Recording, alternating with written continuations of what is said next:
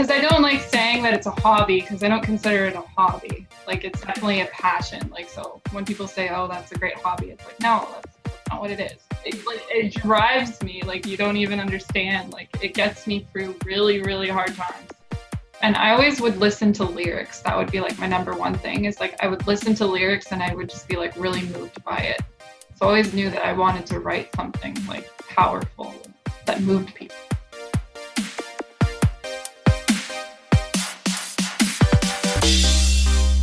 Welcome to the Stark Reflections on Writing and Publishing podcast.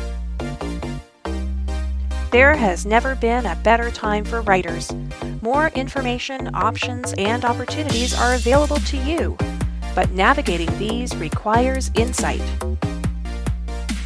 Join Mark Leslie Lefebvre as he draws upon more than a quarter century of experience as a writer, a bookseller, and a trusted book industry consultant to explore and reflect on the writing and publishing landscape to help you make informed choices on your writer journey.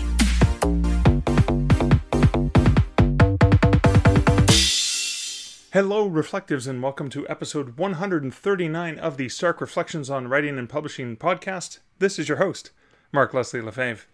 In this episode, I have an interview with Ashley Joanisse. Now, Ashley Joanisse is a Canadian country singer-songwriter who writes songs about politics, love, and life. She's an activist for human rights and feels that we need to take a stand against hate and injustice anytime we can. Ashley has always had an interest in music since she was a little girl, and her passions remain music and writing. She grew up in Mattawa, Ontario, a very small community that helped her to become who she is today. Just a small-town girl living in a lonely world. Yes, that's a purposeful earworm for you. And we'll get to the interview with Ashley shortly after I share some recent comments, a word from this episode's sponsor, and a personal update. However, before I continue, I should let you know something important. Please note that this episode will contain multiple music clips, some amazing clips from Ashley from a couple of the songs that we talk about, as well as another treat or eye-rolling exercise, if you will, coming earlier on in the podcast. I'm letting you know this in advance because if I start to play a clip from a song, it's, for those of you who don't want to listen to the music, it'll only be a short clip, and it's for sampling effects, so it won't be the whole song, so you don't have to worry about trying to skip ahead too far. I did want to share the songs because it creates great ambiance because we're talking about the songs, and I want listeners to be able to hear what we're talking about. I think that's really, really important. It adds an extra layer and dimension. And also because Ashley's an independent musician, I didn't have to go to a massive record label to get permission to use the clip, which is kind of cool. Awesome thing about being an indie artist. Now, also, for those of you who are like, the other reason I'm sharing this is if you're like me, you might listen to podcasts at speed and a half or 1.75 speed. So the music bits might sound a little off or a little bit fast. So just giving you that advance notice in case you're like me. But let's get on to the comment segment from the podcast. There were a couple of comments from episode 138, which was Cash Flow for Creators with Michael W. Lucas, and that was last week's episode. Amy Tasakata said, another awesome interview, Mark, and one more book to add to the to-be-read stack. I just developed some sinking funds for my publishing. I almost feel silly that it took me so long to realize to do it, but generally each month I had enough to cover all the writing-related expenses. This year I'm having 2 books come out in a relatively close amount of time, so needing to double what I usually need wasn't working. So now I'm setting a little aside each month for those future expenses. Amy, thank you so much for sharing that. That's a great way of looking at it. You know the expenses are coming, so you're just putting a little bit aside and saving up for the expenses that are going to happen with these books and potentially after you launch the books for marketing, etc. I love that. Thank you so much for sharing that tip. James S. Aaron also commented on that episode, and James said, awesome episode. Before I went full-time, I'd spent 3 years paying off my debt as my writing income increased, developing a burn rate plan for my writing income, and most importantly, talking with my family about the plan. So we were all on board with what this new career was going to mean for us. We're fortunate to own our own home and have relatively consistent household costs, but knowing the budget was vital. And something Jay Thorne has mentioned a couple times, James goes on to say, is that he attends, pre-COVID at least, a coffee group for small business owners. I think this is a great idea. I've learned a lot from real estate agents. Their weekly, yearly business rhythm and income are similar to writing. Just picked up Michael's book and look forward to checking it out fully. Thanks for your conversation. And thank you, James, for sharing that. I love seeing the perspective and how you plan that strategy. And I'm glad you mentioned that thing about Jay Thorne, because it reminds me of something that was valuable to me as a writer and podcaster and all the things that I'm doing. Is I joined a business mastermind of fellow professional speakers. I joined the Canadian Association of Professional Speakers. And shortly after joining, I got in with a small group of really amazing women who run these phenomenal businesses. And because I come from the creative, writer kind of mindset, the business thing is always the thing we kind of leave behind. And it was phenomenal that I got to spend so much time with these really incredible women who are running these amazing businesses. And there are different kinds of businesses.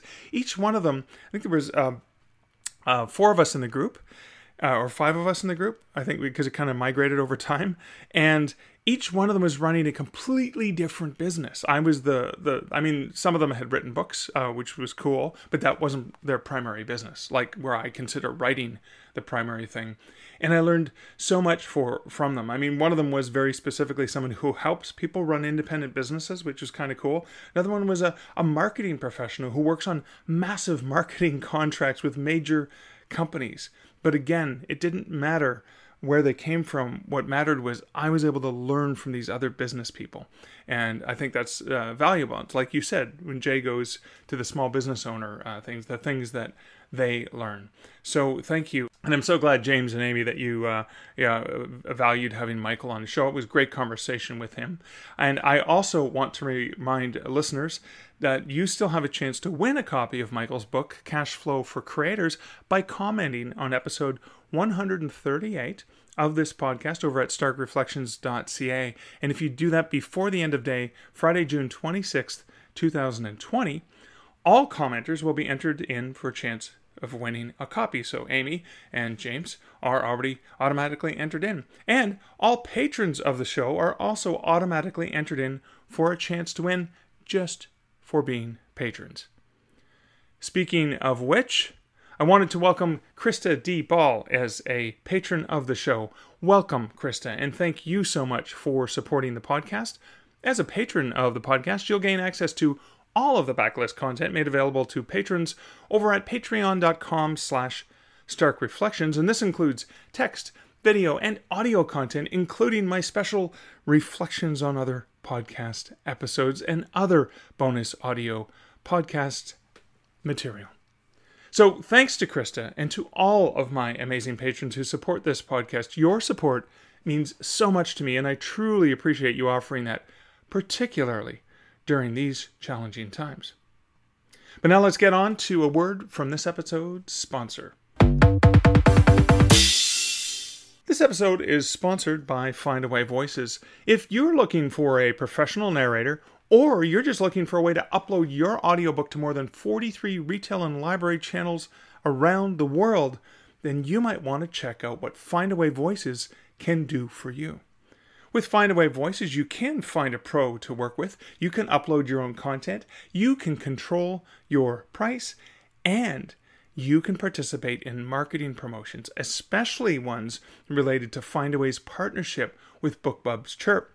I was recently in a promotion with Nook audiobooks, which was fantastic. So it actually helped increase my sales over on a platform that I hadn't really done much in before. So that's another amazing opportunity. You can do this and so much more as an author over at Findaway Voices. And if you're looking to check out how Findaway Voices can help you as an independent author, you can go check them out over at starkreflections.ca/Findaway. And now time for a personal update. I am excited that as of today, and I'm recording this on Thursday, June 18th, I am in a StoryBundle. Yeah, this is awesome. This is the Up, Up, and Away Superheroes Bundle, and it was curated by my friend Kevin J. Anderson. This is what Kevin has to say in the introduction of that StoryBundle. If reading is your kryptonite, I've put together a superpowered StoryBundle 13 books with marvelous heroes, supervillains, secret identities, mutant powers, and extraordinary gentlemen and ladies. The bundle includes Captain Nemo from Kevin J. Anderson, a brand new book from Dean Wesley Smith featuring his popular and unnaturally talented character, Poker Boy, and my short story collection, Nobody's Hero, which contains a combination of 7 long short stories and novellas that explore what makes a hero. Now, the full bundle comes with 13 books, and it's available for just a few weeks. And you can check it out over at storybundle.com/superheroes. But don't delay, because it's not going to be there for more than 20 days after I release this. In other news, I've been continuing to work on the release of the new books in my Canadian Werewolf series. I've got the audio back from Scott Overton for Stowaway, which is a novella-length work, and I'll be launching the ebook, the print book in both trade paperback and hardcover, and the audiobook simultaneously while revealing the new look and feel for the covers in the series, which include a Canadian werewolf in New York and this time around. I'm pretty excited about that. Now, I've also been working on a forthcoming Kickstarter for an anthology project that I'm going to be publishing in the fall, and I'll be talking about soon in a future episode of the podcast. And in other news, I've recently released 2 videos explaining how to pronounce my last name. The first is about a minute long, and it walks through basically just a simple instruction on how to pronounce Lefebvre. Now, I ended this video on a funny note using some common mispronunciations of my name. And then after I shared it in social media, there were comments there that, how people have misinterpreted my name. And that actually inspired me to record, and produce another music parody. Yes, and I did that instead of working on the Canadian Werewolf books. You can see how I get distracted easily with all of these little fun squirrel projects. But the music video is called You Call Me Fever. And it's basically, obviously, Lefevre is one of the ways that people often will pronounce my name when they see it spelled. And that one, You Call Me Fever, is a parody of the Little Willie John song that was most notably covered and made famous by Peggy Lee in 1958.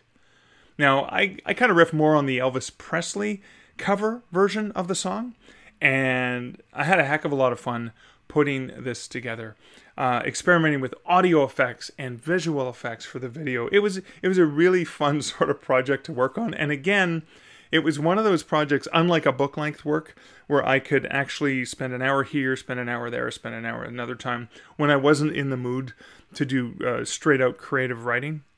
Obviously, the parody lyrics were creative writing, but all the rest of that was a different part of my creativity. And again, that's one of the things that I've been doing to deal and struggle with the challenges that are really pushing on my mind during the global pandemic. And again, I'm a storyteller. If I can help people laugh, that seems to be a go-to place for me. That seems to be my default position. And I feel that is worth it, just for the sheer fact of bringing a smile to someone's face, or because, dad jokes are kind of my thing, an eye roll. Never know how much it bugs me. Never know how much I care. When you try to say my name right, you say the fever and it's hard to bear. You call me fever. When you address me, fever, it doesn't sound right. Fever, my eyes are rolling. Fever makes me so uptight. Sure, you messed it up one time. I told you how to say it right. I get so pissed when you speak my name, 'cause I know you never get it right. You call me fever. When you address me, fever. But that's enough of that. Let's get on to an interview with a real musician. Here's my conversation with Ashley. Ashley, welcome to the podcast. Hi, how's it going? Oh, it's going great. It is wonderful to get a chance to chat with you. I'm excited because the day we're recording this, there was just a really cool article about you in the Sudbury Star. Yeah, it was really exciting to to do that. That is really cool. I'm going to get to that, and I'm going to get to some of your music that I actually love. And I want to first go back to the beginning of young Ashley, who perhaps wanted to be a musician one day. Where did it all start for you? For me, probably when I was like a really young little girl. I remember watching all those shows like American Idol and all that, and I was like, one day I want to do that. I want to do that. Fortunately, we don't really have any singing contest shows in Canada, so I've never actually done it. So that's kind of where I've just always remember seeing singers, and I always would listen to lyrics. That would be like my number one thing, is like I would listen to lyrics and I would just be like really moved by it. So I always knew that I wanted to write something like powerful that moved people. So was it the lyrics then that you were listening to that impassioned you to want to, one day I'm going to write my own songs? Yeah, I would say I always wanted to write music more than I would want to cover someone else's music, just because Really? it was just, I've always been like passionate about writing, and I always feel like I have something to say. Like anytime something happens, I'm like, I need to say something about this. I need to like speak up. So I used to have a little book, and I would write down everything, like since I was like probably like 13 years old. I always had a journal that I was always like constantly writing poetry and things that it wasn't really lyrics yet, because I didn't have a guitar. I didn't know how to play. So it was kind of just constantly writing. And So was it ideas, or did you actually have the full formed song lyrics in your, like in the journals that you were writing? I think it would depend. So some pages would probably a full song just written like in moments, because sometimes it would just come to me and I'd just be like writing like crazy. And then other times it's just like I would come up with like a chorus and I'd be like, I got to come up with verses for this. I've actually written choruses and then like 3 years later written the verses for it, because Really? it just sat there. And then one day I opened it back up and I read it and I'm like, I feel like I can write this today. So yeah. That's fascinating. I love that. And when did you pick up the guitar first? You started with the lyrics, but then you talked about learning the guitar later on?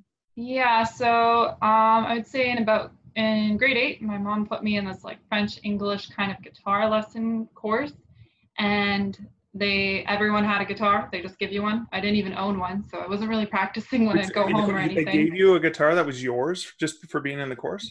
No, you don't get to keep it. Oh, like a textbook. You got to. Okay. Yeah. I wish I would. Here you go.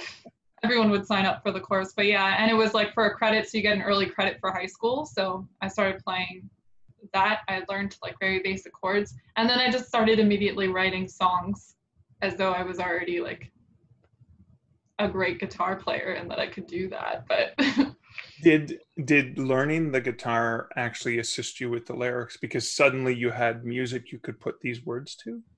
Yes, because so many times I'll literally like I'll be feeling something and I'll just grab my guitar, and I'm still not a very super skilled guitar player. So I think would play like very basic chords, but it's more so like getting the lyrics out and getting out like a good kind of riff going. And it's more so I'll pick it up and I'll even if I play similar 4 chords, it's the lyrics that start like flowing out as I'm playing. Like that's how I write. Like it's just, I don't know how to say, I don't know where it comes from. It's all emotional obviously, but it just like comes out in the moment. And I'm curious about the process. So you pick up the guitar, you're kind of jamming with yourself, you're trying some chords, you're doing some lyrics. Are you recording that, or are you stopping and writing things down?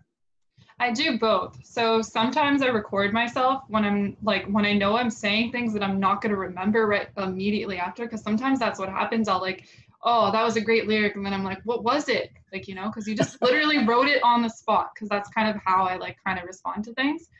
But yeah, then now I grab the journal, I write it in there, or record. I kind of do both. So otherwise could slip because it's written spontaneously. That's kind of how I flow. So that is really, really cool. I mean, as a writer, it's a different experience, right? It's just words. And so I love the multi dimensions that you have with not just the lyrics, the writing of the lyrics, but you also have the music.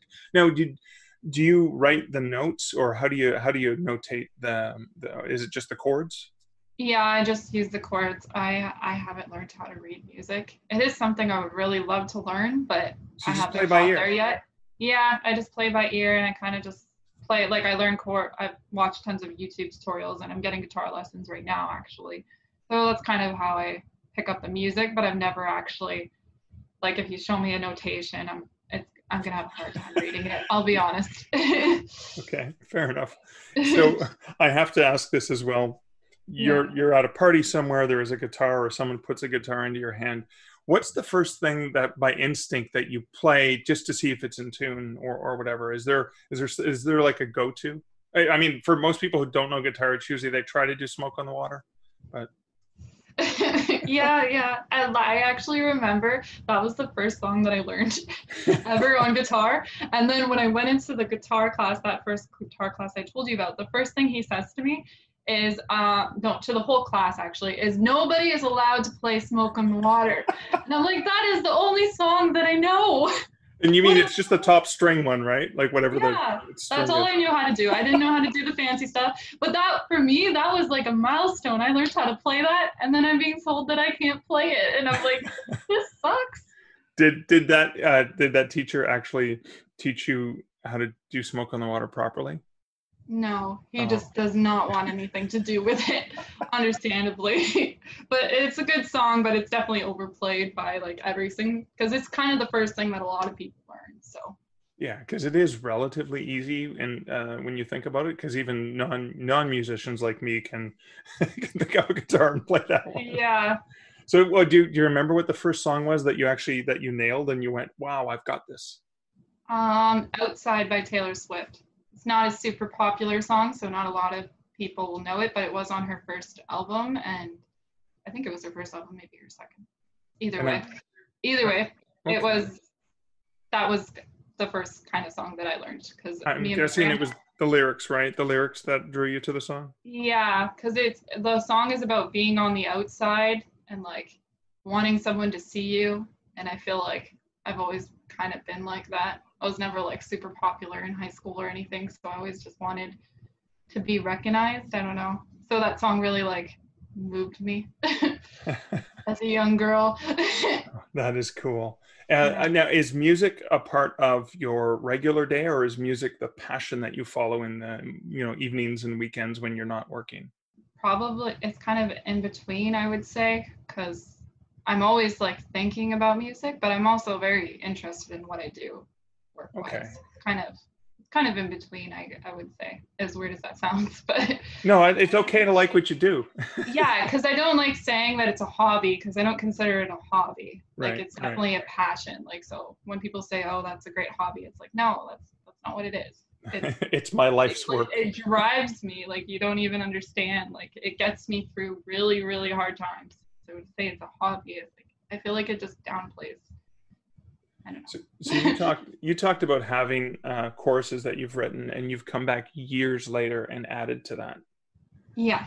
I know we're going to talk about the most recent release that you put out, because I believe that you started it a few years ago and refined it just recently. But I want to go back to, and I'm trying to remember how I discovered you. I think it was on Instagram. I'm pretty sure. I don't know why. It was probably a tag you used that I was following, or friend of a friend. Like it's funny how these were rabbit holes. And you were about to release a song, your first single, called "Hey Bartender."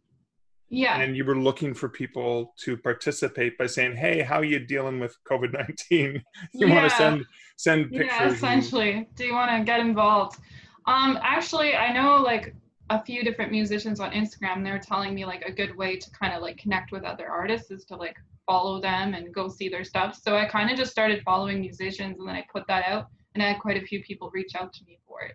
So there was some people in the video that I don't know in person, but they were part of the project. And how did that work?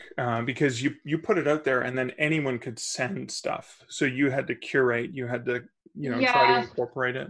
Yeah. So anyone who kind of got back to me, I would just ask them to send it. Luckily, I never got anything that was like inappropriate or anything that I wouldn't want to put in the video. Everyone who sent me something, it was something that I wanted to put into it. And honestly, I got probably more than I needed in like a really great way, because I remember I was editing and I was like, I really have to put this person in because they participated and they sent it to me and it's awesome, but I don't know where to put it. But anyways, I ended up figuring it out. But I remember like I was editing and I was like, this is amazing, but where does it go? So that song, love the song, absolutely adore the song, because I mean I'm a huge, you know, craft beer fan, and I love hanging out at bars when Yeah. it's safe to do so. And the song just has I mean, obviously the song title, you know, brings you to that moment where you're sitting in front of a bartender and singing to them, very Piano Man-esque. But then on top of the song itself, the video had really cool, like there's so many elements to it. I mean, the way you shot it, where you're the patron and the bartender, Ash flicks as well instead of Netflix, like all of these news clips. Like, was that all preconceived of, or did you pull that all together once the content started coming in from everyone? I pulled it together once the content started coming in, because the original idea was that I was just going to make like a montage of everyone in it. But then as I was like kind of putting it together, I was like, I don't like this. Like, it just doesn't feel like it's conveying what I want it to, because there's so much, like, why are these people popping up? Like, what can I do with this? And then I started playing and I was like, well, we're all in isolation. We're at home. How can I make this song like relatable to what everyone's kind of going through right now? So just with the social distancing and everything. And so were the lyrics for Hey Bartender, were they written during isolation COVID-19, or were some of the lyrics things you had carried with you in the journal for a while? So that song was actually written like 2 or 3 years ago, and it was recorded by Digga Wolf, the producer that I mentioned. Well, I didn't mention here, but in this post I mentioned. Anyways, right. He recorded the song and he sent it to me about a year ago or so. But I was going through this time where I wasn't super confident about my music and my singing, and I just wasn't really there anymore. And like, I have like mild depression, so I wasn't dealing with things very well, and I just like, I didn't want to put anything out, and I kind of just was like, I'm not going to do music anymore. I hadn't played an open mic or done anything in like over a year, which is like very huge for me, because that's what I do. That's what I'd love to do. Yeah, it was just a tough time kind of thing, and the coronavirus pulled me out. Really? The coronavirus inspired you to get back into the music? Because I was forced to stay at home and not hang out with friends and not like have distractions of what I really wanted. Every time someone asked me like, are you still doing music? Are you still writing? Are you still doing this?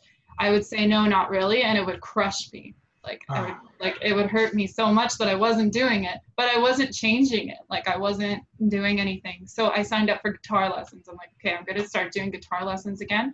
And I'm going to do this, because I was just like, it just doesn't feel right for me to not be doing it, because it's what drives me. Like, wow. Now, was this safe distancing virtual guitar lessons, like using video and stuff like that? Yeah, so it started like a week or so before the stay at home happened. Like, the coronavirus was going on, but it wasn't stay at home, isolate kind of thing yet. So I actually went to one lesson in person, and then it all shut down. So my second lesson was like this over Zoom. So. Oh wow. Okay, that's cool. So I have to ask, like, in isolation, because you are all the main characters, and then you had some guests. Yeah. Was that a camera on a tripod? What were the mechanics of filming that? Did you actually have somebody helping you with all those, or was it a solo project completely? It was solo. So wow. I bought like this thing that holds your phone. It has a light at the top of it. So I had my phone sitting on there, so it kind of lights you up, and that's what I was using. And I also kind of would place it in places like this bar scene, because I have a little bit of a bar in my apartment. I actually just put that on the wall. So it's just me talking to my phone. It's not like a professional camera or anything. Mind you, phones have such great cameras these days. It's amazing what you could do with them. But yeah, it's all filmed on my phone. And I know you have a background in film studies, or a master's in film studies, right? Yeah. I was watching the video, and I wondered at one point, because I didn't know you at all, did you have a twin? because you appear in it twice, obviously. Yeah. different clothes, different look, or whatever. And then I realized, no, she's doing split screen. I'm always curious, how did you pull that off? I actually watched a YouTube tutorial on how to do it because Okay. I actually didn't know how, and I was like, what if I could do this and be my own bartender? And I was like, there must be a way. So anyways, I looked on YouTube, and because I've seen YouTubers do it, so I'm like, there must be a way to do it. Okay. Yeah. So I just cut it. I found a way that you cut it in half, and then you kind of like you film one side, film yourself doing it. Then you got to film it again, but you can't move the camera. The camera has to stay in the same spot, and you have to like kind of put a visual like line, like, well, maybe not visible, but a line in between that you don't cross over on. Okay. And it's the line, so that's where you split the screen. Yeah, because if you cross over it, then weird things happen with distortion and stuff. Which there is a few little clips that I can kind of see my hand fades a little bit, but that's because I was still learning how to do it. So. Oh, like when you were dancing in the and there's a little thing where okay, I never noticed. It's because I didn't do it properly. Yeah, your hand goes off the screen and disappears. Yeah, learning how to edit that kind of stuff. So. Oh wow, that's fascinating. Because I plan on doing that technique myself, and I think this is how she did it. I'm gonna have to ask before I try it myself. Yeah. And then you released the song as a single, and that was what in early June or late May? Late May, I think. Yeah, it was May 29th, I believe, if that was the Friday. So you originally recorded the song a couple years ago before you temporarily gave up music. Yeah, essentially, yeah. And then I kind of just I was listening to the song. I decided to listen to my songs again, and I was like, I need to put this out. Everyone loved the song. Every time I played it at open mic, people were literally singing the words to it while I was playing it. And I was like, I have to do something with it. Like, it can't just sit here. So. Oh wow! So the song was recorded already. Yeah. You just did the video for it. Yeah, exactly. Oh, it's funny because I wasn't sure how much of the lyrics were just written during isolation time, but it fits perfectly. Yeah, none of them were. Wow, that's funny. Yeah. How universal that can be. Yeah, it kind of like I guess it was the right time to put it out. Maybe there's a reason everything happened, because maybe it wouldn't have got the amount of views that it got, if. Right. Interesting. Because before that I put out videos and it would get like 200 views or like 20 views or very low numbers. So I was always, it would be just discouraging. You're not supposed to pay attention to that and stuff like that, and just keep kind of going and flowing. But it's really hard, like when you're not getting any recognition or no one's noticing it, Right. That is one of the hardest things for a creative person, is you put your stuff into the universe and then there's nothing. And it's like crickets. You're like, oh, okay, I guess it wasn't that great. Like you just feel discouraged by it. You're like, right. I guess, maybe, yeah, I don't know. So. Well, that is, and you made it available for sale, Spotify, iTunes, Apple, a whole bunch of different places, I think. Yeah, Spotify, Apple, and Google Play, and Amazon Music. Oh, that's I think fantastic. Probably in the future I might just go with Spotify, because it seems to be the one that most people went to. So. Oh, really? I think I got mine on Google Play only because we're a Google household. So now I can play it anytime I want in any room. Okay, well, that's a good point to make, because I was thinking about just next time I put something out, just do Spotify, but maybe people like you would rather listen to it on a different. Well, that's the thing I always, when I talk to authors, is, if you only put it on Kindle or you only put it on Kobo or whatever, what if the customer reads on a different platform? Yeah, it's so true. It's so true. So, because normally I used to get it all on Apple, but ever since we got the Google devices, I was like, well, why don't I just get it on Google Play? And then that way, if I'm in the kitchen, because sometimes I'm, making breakfast and I just want to hear a song. So I tell Google of all the songs I bought and are in my arsenal, I can just play it. Like play this song or play those songs. Which is really cool that I can actually call it up and say, oh my God, because we started to open up the isolation bubble, my partner's youngest and her boyfriend were over, and I could say, oh my God, you've got to hear this awesome bar song from a talent from my hometown, and and I could just shout to Google and Google will play for me, which is that's so cool. That is really cool. I feel like I got to do that. Hey Google, play my song, and then it would just feel awesome. Be like, feel like I'm on the radio, but not really. All right. Music on Google Music. Okay, Google, stop. Oh my goodness, that's hilarious. That's really funny. I love her, but she's very, very much wants to please. Yeah, she's definitely listening. That's right. Like you didn't cue in my song. That's right. Actually, you probably can. Hey Google, play Hey Bartender. Hey bartender, life's been pretty shitty these days.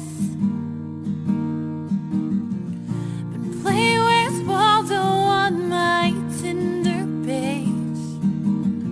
Seems no good gas coming my way. Hey bartender, life's been pretty gray on the unemployment line. Who knew my degree would be a $50,000 accessory? Oh, poor me. Hey bartender, my ex just got himself a silly new girlfriend. But hey, I got some good news for you. I still have his Netflix account. So pour me another drink and throw some sugar on the rim. Lately my life's been pretty bitter, and I could really use some sugar. Hey bartender. All right. Hey Bartender by the Blues Brothers. Playing on Google Play Music. Okay, that's a good song too, but it's not. Okay, Hey, Google, stop. there's so many songs with that same title. That is true. That is true. And the Blues Brothers song is good, but it's not as good as yours. So Well, appreciate that. so I have to ask then. You just released a song. Was it earlier this week? The week that we're talking, or was it? Yeah, it was Saturday or Friday night. Yeah. Okay, and it's called American Dream. That's the official title, right? Yeah. Yeah. Okay. So And you originally wrote the song, or you started to write it. Was it 2016, 17? yeah, so I started writing it when Donald Trump was elected, and Okay. kind of like through his presidency, like as it was kind of going throughout the year, I was kind of just like kept writing things down because I was getting so frustrated with all the hateful things that he was saying. And again, like I mentioned earlier in the podcast, it's something that how I deal with things is I write about them. So that's how I deal with the fact that I can't say anything to this man who is so hurtful and hateful to everyone else. I can't say anything to him, but maybe I can write something that maybe someone will hear that feels the way that I do about it, and they'll resonate with that. Maybe he'll never hear it, but I think it's more important that people who are feeling the way that I do hear it. Awesome. And it's a beautiful song because it is sung to him. Must be nice to be in your shoes. I mean, the song is so powerful. It's so emotional. And I think one of the brilliant things about the song is, now obviously the video, it's very clear that it's about Trump. Especially when you watch the video, because you've got his tweets popping up that you're actually referring to in the lyrics, which is great. So if somebody doesn't get the context, they have it. But when I was listening to the song, just listening and not watching the music video, I thought of the Arkells, and I thought of their song "People's Champ," and because the song had come out and it was an interesting song, and it obviously it's Arkells, it's good music, but then you actually listen to it and you actually attend, and you're the kind of person who attends to lyrics. So do I want to know the meaning behind the song. It's why I'm a Lush fan. It's why because it's the lyrics that always capture me. So but I think people could probably listen to it and think, oh, this is about a bad relationship, right? It's about a bad relationship with this power-hungry person, or whatever. Possibly. I mean, it is about a bad relationship, technically. Yeah, definitely. I think that people can definitely kind of have their own interpretations of it. I think definitely watching the video, it's kind of very clear what it is about, but if you just listen to the song, maybe it'll speak to you in a different way. And I remember that I wrote some of it at the beginning, and someone had said to me, oh, this is about this person. They said a different politician because they were a Trump supporter. And I was like, well, if that's your interpretation of it, take it as it is, kind of thing. But yeah. But for me, it was about a hateful person that I needed to say something to. And you added relevant recent content too, right? Within the last several weeks, actually. Yeah, because I just was getting so frustrated, and I just felt like there was literally nothing that I could do. Like everyone is feeling that way. They're just feeling like helpless because he's just so hateful online, and he's knocking down every movement that is going on in the world. And it's just incredibly frustrating because this person is supposed to be a leader, and he's supposed to be guiding people, and he's constantly putting them down to bring himself up. And I'm like, what can I do to just say something? And it's just, writing this song was my way of, okay, you're doing this and I need to say it. Like, I need to say something to you. Whether you'll ever hear it in your entire life, someone else will hear it and they'll resonate with it because you're a hateful person. And that's what music's about, though. That, right? You have something that you want to speak, and probably there are other people who feel the same thing. Yeah, that's what I mean. I feel like a lot of people, the reason why people are really liking the song is because they're resonating with this feeling of just helplessness, because this person is just constantly killing people's dreams, essentially. Like, that's what the song is about. Like, that's what I'm saying. Yeah, the dreamers. Yeah, that's right. Yeah. It must feel good building walls when so many work to tear them down. It must feel good staying on top of the world as you sweep the rug from beneath their feet. It must feel good standing in your shoes, knowing you've got nothing to lose. It must feel good. It must feel good. It must feel good. So damn good. 'Cause they were dreamers, but you killed the dream tonight. As you turn on them, the playing of an eye. And how they survive, knowing the world feeds into your lies. How will they survive?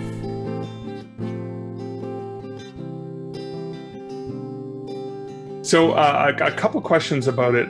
First of all, this is it's a beautiful song. I love it in a different way than I love Hey Bartender. Hey Bartender is uplifting and funny and all that. Yeah, and this is obviously very emotional. But I mean, this is the kind of song I want to throw money against. I want to say, well, can I buy it somewhere? Yeah. Well, this one I haven't put out anywhere to buy. It's just on YouTube right now. Okay. And I think I might just keep it there for a little bit and kind of. Right. Because people are really kind of liking it and going to it there. So I might keep it there, and then maybe I'll put it on Spotify or something. Add it to, because I see something like that and I go, wow, this is a talented musician. I need to support this musician. I really appreciate that. So then, I think I do need to do something like that with it. But right now I do want to kind of just keep it on YouTube. Yeah. And you recorded that at home? Yeah, I actually bought recording equipment to record that song. Really? Yeah. Can I ask what you used?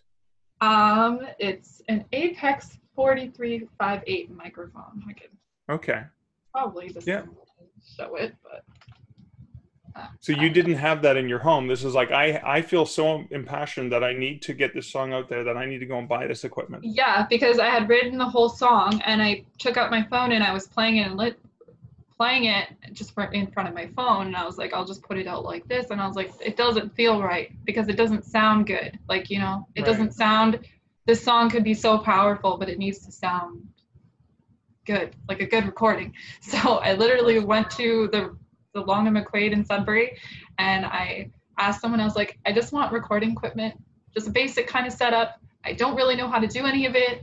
So if you can kind of walk me through what you think I would need. And literally the girl there, she helped me kind of pick different things that she think would be great. She said she started out the same way. So I picked up some stuff and I was like, okay, so this is the first song that I've ever recorded on my own and mixed and mastered. So wow. Did you have to do anything? Like, I know when I record audiobooks in my office here, I actually have sheets I hang in front to dampen the echo, or yeah. I didn't do any of that. So maybe in the future, that's other things that I will invest in, kind of thing. But I actually just kind of hooked my guitar in and hooked my mic in, and then I just started recording, and I recorded it a few different times until I got it the way that I wanted it to sound, kind of thing. But I didn't do any like overlays of like voices and stuff. Like there's so much stuff you can do with recording that it's you. Yeah. And the music. Okay. Yeah, that's all it is. Like it's not, there's no like overlay or two voices or anything. Like I thought about doing it, but I was like, I don't know how to master stuff great, so I'm not going to make something that's overproduced that just doesn't sound good. Right. That is cool. And I have to ask, because I mean the video had to be done in a single take. And I know the video was probably lip synced after the song had been recorded. Yeah. How many takes did it take to get that one take? That took a while because I didn't want it to look all weird, that I wasn't singing it right and stuff like that. So I filmed it quite a few times. I even had filmed it playing my guitar, and I was like, can't do that because I have to remember exactly how I was placing it during that placement, so it just doesn't look great. So then I was like, okay, I'm just gonna sing it. And I actually did sing it. I didn't lip sing it. I actually sung it, and then I just muted the video. So yeah, that's a good technique. It just looks like you're like trying to move your mouth. Like I've seen people do that, trying to lip sing. They're just moving their mouth, and it's like, no, just sing the words, and you can mute the audio afterwards. I was watching a clip from Grease 2, and it was very obvious they were not singing. I don't even know if they were the musicians they were the performers. Like I know in the original it was Olivia Newton-John and John Travolta actually sang. But in this one I was like, are they even singers? This is bad lip syncing. Oh gosh, that's hilarious. I didn't even know there was a second Grease, so I feel like now this is something I need to watch. Well, no, you don't. You don't need to watch it. Oh man. But I like to watch things just to kind of be like, oh my gosh, that was awful. Yeah, I don't think it holds up as well as the first movie does. Yeah. Yeah, sometimes when you watch the second movie too, it takes away from the first because you're like you're so disappointed that it didn't meet up with the first, and now you're like, I don't even like the first one now. Well, it's not the same characters at all, so you're safe, right? Right? It's the guys from Australia coming to America in this one, and he's got a motorbike, and it's a different style. It's not the same. Okay. So okay. It's safe. You're the preciousness of Grease will still remain. It'll still be there, even if it won't be destroyed. Oh man. So what is next for you? I don't know. I have other songs recorded that I'm going to keep kind of listening and decide what I want to put out next. And now that I have this recording equipment, I could start writing again. And that's what's really exciting, because like the Trump song, like the two verses that I had rewritten was the first time I had written in so long. So I feel like I can just have so much, I could write so much now because I just feel really inspired, especially with how people have been reacting to the song. So wow, that is fantastic. I find it so interesting that you put music aside for a while and let yourself fall down that hole, which is hard to get out of, obviously. Yeah. But it was a pandemic and a really evil man who actually brought the good out. Yeah, I know. I don't even like when I say that, like when I think about that, it's like so strange because it's a weird way to, but at the same time, those are the kind of things that I feel like artists are inspired by. Like they'll sit with something and they won't put anything out for a while, and then something happens. They're like, wow, I need to respond to this. I need to say something. I can't be quiet anymore. So I think that's kind of what happened to me. And also I think the coronavirus, because I was sitting at home a lot and just being alone, it was like, it made me kind of be forced to deal with the feelings of the fact that I'm not doing music anymore and it bothers me. Now I have to face this because I'm sitting at home and I'm thinking about it. Whereas I'm not distracting myself with all the other things I could be doing. It's like I'm faced with the fact that I'm not doing music. So that is cool. I have to ask who your influences are as a musician.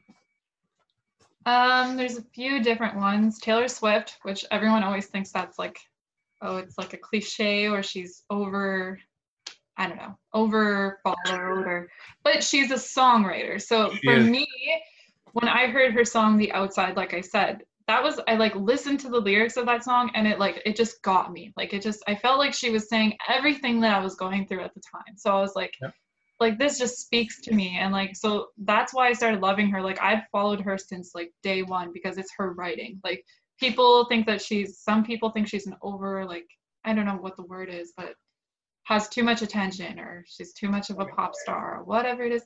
But if they actually sat down and listened to her writing, there's a reason she has such a crazy fan base, because she's a very, very talented writer and what she writes is beautiful. And that's why I love her so much. And that's why I consider her an inspiration. And also she writes like all of her own music, which a lot of artists don't do these days. So yeah, she does the lyrics and the music.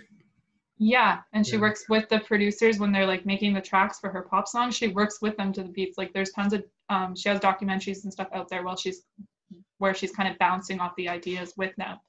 So that's hugely inspirational to me, because a lot of artists, they're given a track and they're given the lyrics and they're like, just record. So they're more of just singers, which is nothing wrong with that. Absolutely nothing wrong with that. But it's not what I want to do. Like I really want to write music that speaks to people. Like that's who I gravitate to, is artists who are writing their music. Awesome. And then I want to close with, I always like to ask the creative people that I interview is, what's some advice that you would give the younger Ashley who was dreaming of being a musician one day? What advice would you give to the younger self? I would tell her to not put the guitar down and not stop singing and just keep going. And it doesn't matter if you get hundreds of people listening to you or you get one person. If you move one person, you're making a difference and you're getting yourself out there. Like, don't be so focused on what people seeing your music or hearing it. Like, I don't know, like it is always great if people hear it, but like also don't stop because, I don't know, like don't stop just because you feel like people aren't hearing you, because maybe one day they will. If you stop, then maybe one day you'll write a song that's like, wow, it's going to get the attention, but you'll never ever write that song if you're not playing. So that's what I would want to tell her. Like 2 years ago, Ashley, I would want to like shake her and be like, can you just play? Can you just keep writing? I don't know. That's probably what I would say, because I'm disappointed in her, but I'm proud of me now. Well, awesome. And that's actually inspiring, a great and inspiring way to close that, because it is really, really good advice to her as well as to other creative people. Yeah, just shake yourself and be like, you can do this. You don't have to have 3 million views on YouTube to move people.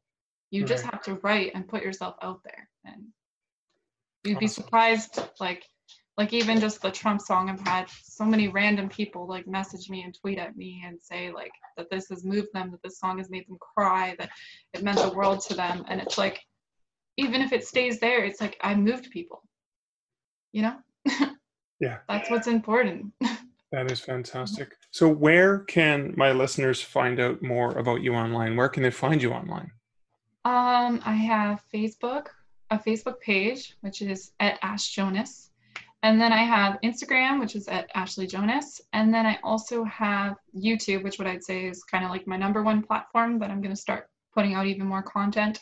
So that's Ashley Joanisse too. So it makes it all super simple and easy to find me. And I also have Twitter, which is Ashley Joanisse too. So awesome. Yeah. Well, Ashley, congratulations on the great new songs you've released, and thank you for spending the time with me today. Thank you so much. It was a lot of fun.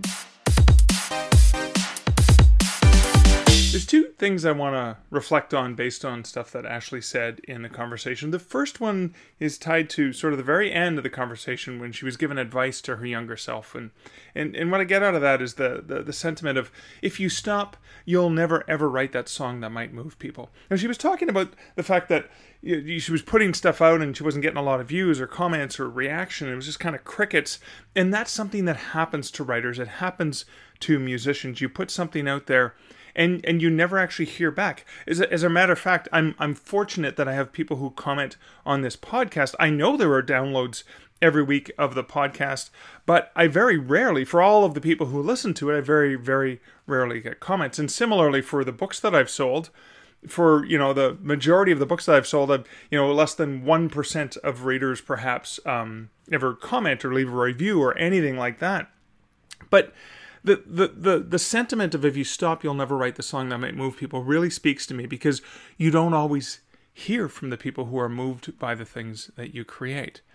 And if you write something and you don't actually hear back from people, it doesn't mean you're not moving people. But if you stop, if you don't produce, if you don't release that writing, that music, whatever creative endeavor that you're doing, you're definitely guaranteeing that you're not going to move people. You may never know that you've moved people, but you've probably moved people. And I know that's difficult because as creators, as musicians, as performers, as storytellers, we kind of want that feedback because we write in order to connect with other people. And sometimes that connection happens, you're just not aware that it's happening. And that's a really difficult thing to come to terms with. I spoke in a recent episode about just being really excited with an email I got from somebody who couldn't put one of my books down. Well, I rarely get that kind of email. Is it because I'm a terrible writer? Let's not all answer that at once. But is it because I'm a terrible writer? Or is it because people normally just consume content? They listen to a song and they enjoy it and then they move on. Or they read a book or a story and they enjoy it and they move on. They don't necessarily stop to, if every song that I really, really enjoyed listening to, if I went out and reached out to the performance, and, oh, that was awesome. I'm sure some of them get sick of it. I don't quite get sick of hearing that. So if you kind of like what I'm doing, I don't mind hearing from you. I could kind of use the ego boost. So just want to say again, Ashley, if you're listening to this, love your music. I've gone back to listen to some of your earlier recordings, and I'm looking forward to more of your music. Now, the other thing I want to reflect on is Ashley was saying that music and writing it's a way to allow people to have a voice. And she wrote that song, American Dream. She wrote that song because she felt like she didn't have a voice. She didn't know what to do. She was frustrated. She was angry. She was hurt. She was confused. And she was so passionate about wanting to share something. So she basically sat down and wrote the song. She actually started the song years ago and then came back to it when things got even darker. And this was a way to say things she was thinking, to say what she was feeling, and to express that. It was kind of like a response to, what can I do? Well, writing is something that you can do. Writing is something that can empower you. But here's the beautiful thing, and it ties right back to that first reflection. It can not only empower you to have a voice to say things, to provide meaning and context, or even just a story to move people out of angst and pain, but it can empower readers because other people may feel the same way. Other people may enjoy that escape you've given them. Writing is something you can do, whether you're writing a story, whether you're writing a song, whether you're writing a joke. It's something that can empower you as a writer, and it can empower readers. It's a dual empowering thing. Well, that's the end of my reflections, and that is the end of this podcast. I hope you enjoyed this podcast. If you enjoy this podcast, one of the ways you can help me is, hey, you can reach out. You can comment over at starkreflections.ca. You can also at me on Twitter. I'm at Mark Leslie, or you can share it with a friend that you think would find this valuable. Thanks again for listening. I will see you next week for episode 140. So until next week and next episode, this is Mark Leslie Lefebvre wishing you great writing and good Stark Reflections. Thank you for listening to the Stark Reflections podcast. You can find show notes for each episode at starkreflections.ca.